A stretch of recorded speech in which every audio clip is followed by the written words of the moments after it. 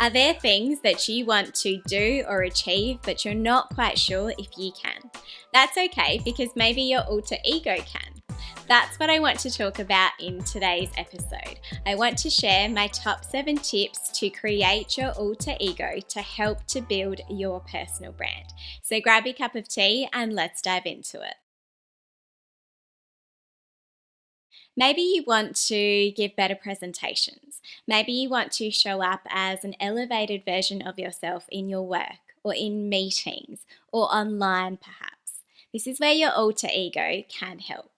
Don't let some of the stigma around egos deter you from building your alter ego, because that is where the magic can potentially happen for your personal brand.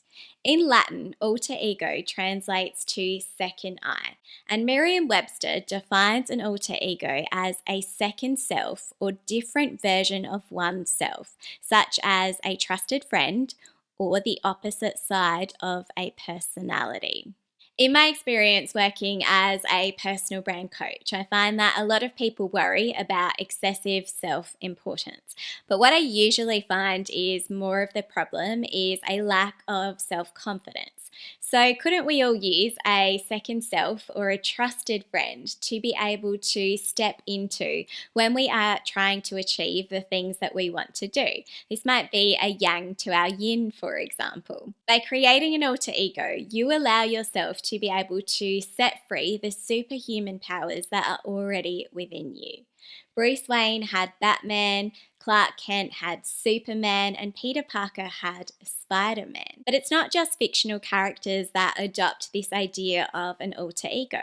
Beyoncé, for example, uses her now infamous Sasha Fierce. This allowed her to elevate her persona and her on-stage brand into a version of herself that she could feel most confident in. It allowed her to step into the bolder Sasha Fierce energy when she was performing, and she can actually usually sometimes seem quite timid in other scenarios.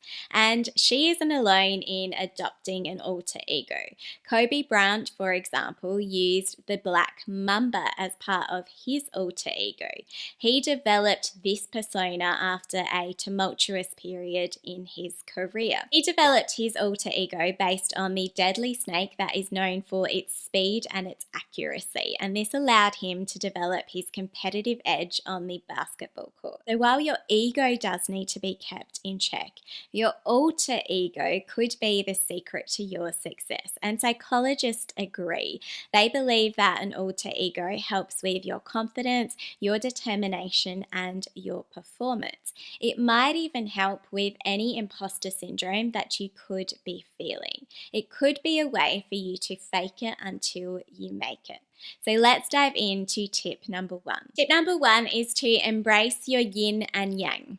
This idea of having an alter ego reminds me of this ancient Chinese symbol. It is an enduring symbol of duality and how opposing forces help to balance a whole. For example, the black yin side, amongst other things, symbolizes the dark moon, water, cool, softness, femininity, passiveness, and stillness, while the white yang side represents light, sun, fire, warmth, hardness, masculinity, activeness, and movement. And importantly, in each side of the yin and the yang, there is a small circle that represents the opposing side, meaning that each exists in the other.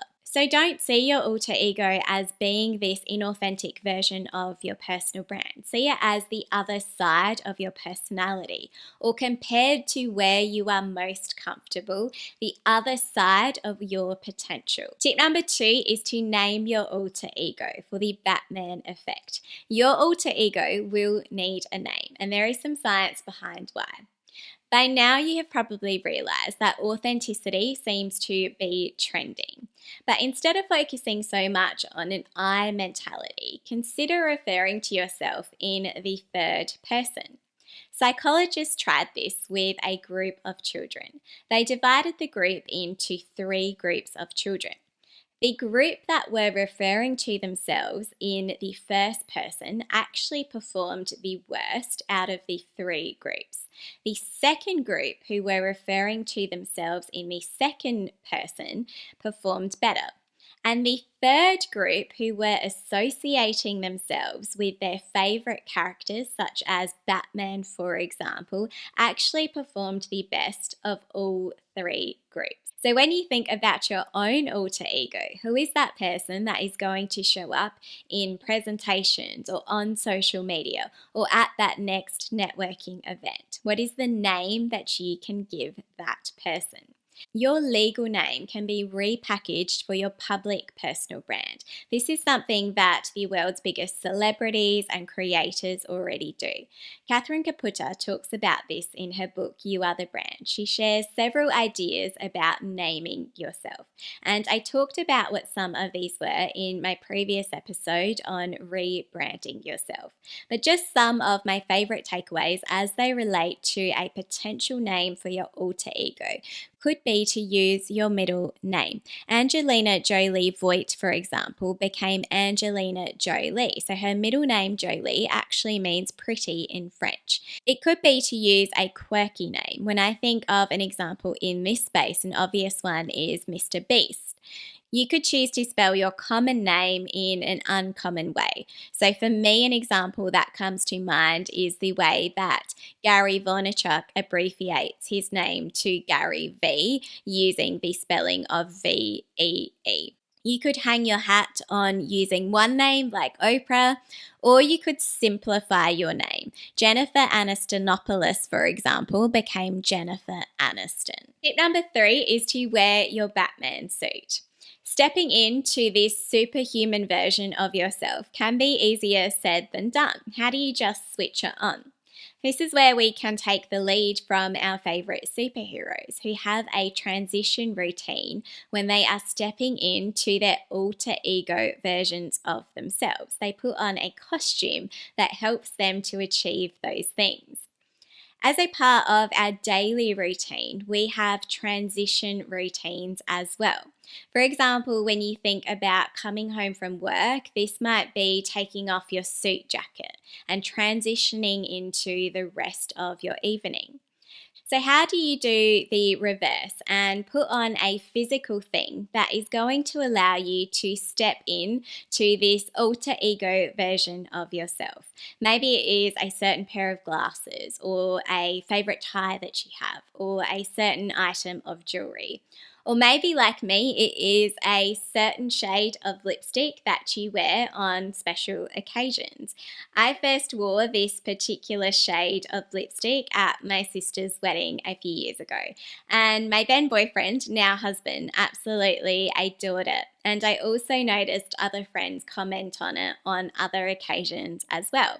I used this lipstick at my own wedding as well, and now I put it on before I film YouTube videos, and it is just a little mental trick that allows me to remember that something special is about to happen. Tip number 4 is to ask yourself, what would your alter ego do?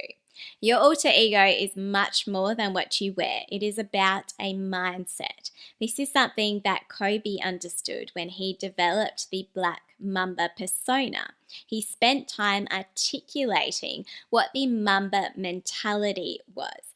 The Mamba mentality for him represented being passionate, being obsessive, being relentless, being resilient, and being fearless. So when it comes to your own alter ego, what are the characteristics that you want your alter ego to have? What are their personality traits? What would they do in a particular situation? I once heard a content creator describe how she would think about something that she wanted to do in her videos. And then she would tell herself, well, there's no way that I can possibly do that.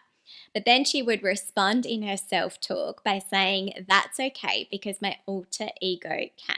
Number 5 is to mentally rehearse first. Visualization, as it's understood in neurolinguistics programming, argues that the mind can't differentiate between what is real and what is vividly imagined. So, detailed visualizations for desired outcomes is a form of mental rehearsal. It is a way for you to subconsciously rewire your brain to allow your emotions and your behaviors to align with your goals. Mental rehearsal is something that elite athletes and performers have mastered, and also people in professional fields as well. Brian Tracy talks about this in his book, The Psychology of Selling, when he says, visualize this thing that you want. See it, feel it, believe in it. Make it your mental blueprint and begin to build. Tip number 6 is to build in silence. If there is one thing that superheroes do really well, it is to fight crime anonymously. You don't have to build your personal brand or the alter ego of your personal brand in a way that your friends, your family, your colleagues, or your former colleagues may be able to see. You can choose to build this in private. For example, you might be interested in starting a YouTube channel, a podcast, or a blog. You can do this under your alter ego's name. Anonymous channels or faceless channels on YouTube, for example, is increasingly becoming a growing trend. Sometimes when we share what we are doing with our nearest and dearest, or our current or past colleagues or friends, it can put these subconscious limits on what we are then willing to do, because we might feel potentially self-conscious about doing certain things in front of those people. So by building in silence, you can potentially remove some of those limitations that you might be putting on the possibilities of your potential. Tip number 7 is to detach from your alter ego. So the same way that Stoic philosophy, for example, encourages us to detach from our ego, consider detaching from your alter ego. Detach from the highs and the lows, from the praise and the criticism. Remind yourself that these things are based only on the version of yourself that people might see publicly. Remind yourself who you really are as a complete whole. This is something that I think Wayne Dyer summed up beautifully in his book, The Power of Intention. He says, let go of your reputation. It is not located within you. It resides in other people's minds. The next time in your career or in your business, when you feel like you are facing something that you aren't sure if you can do, ask yourself, but can my alter ego? Thanks so much. Subscribe for more like this, and I'll see you in the next episode.